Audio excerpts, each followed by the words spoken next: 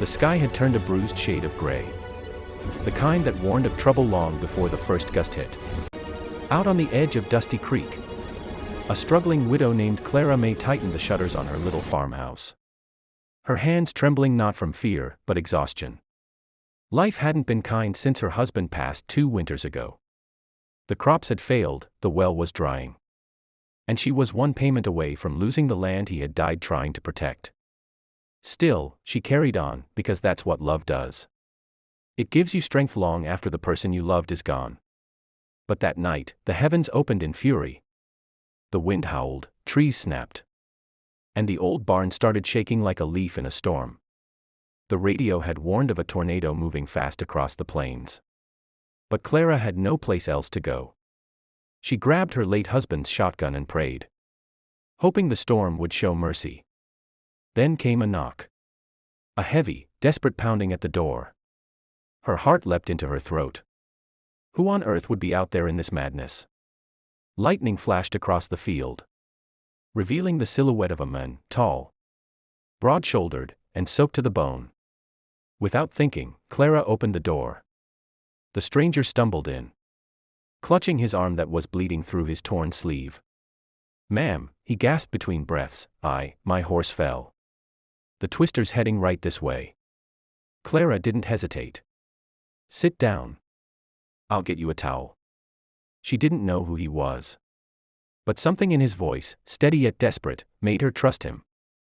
The wind screamed as she tore old sheets into bandages and wrapped his wound. His eyes, deep and stormy as the sky outside, watched her quietly.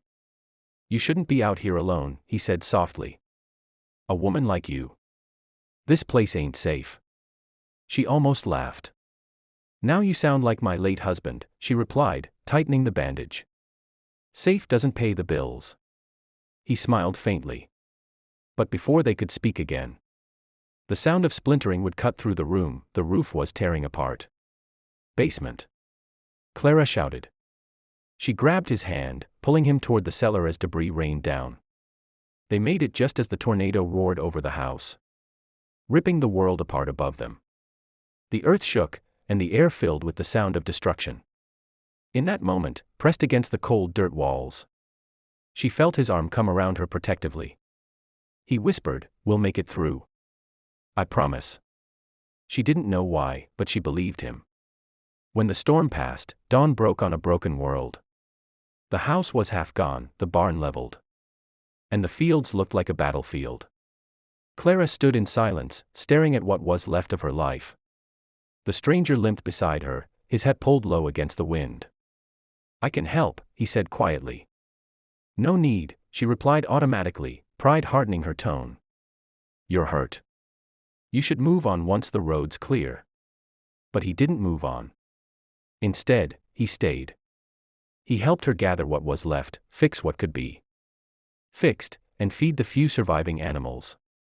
He never gave his full name, just said, "Call me Sam." Over the next few days, she learned he could fix fences, mend roofs, and ride better than anyone she'd met. And though he carried an air of mystery, he worked with a quiet strength that made her feel something she hadn't in years, safe. One evening, as the sun dipped below the horizon, Sam fixed the last board on the barn door. He wiped the sweat from his brow and looked at her. "You're tougher than any man I've met," he said.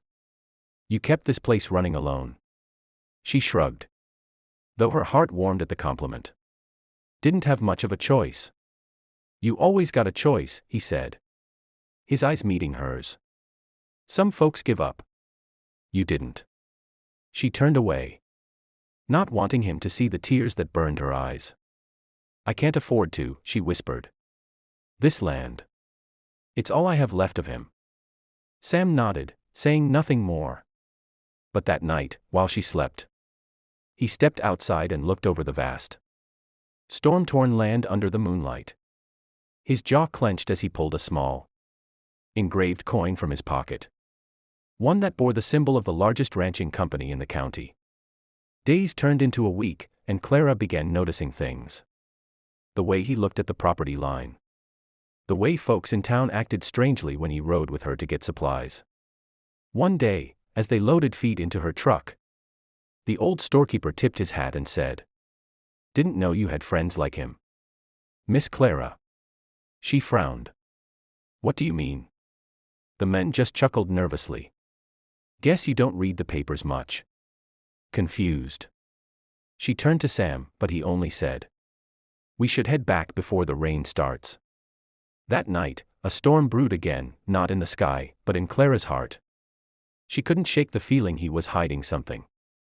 When she confronted him, her voice trembled. "Who are you really?"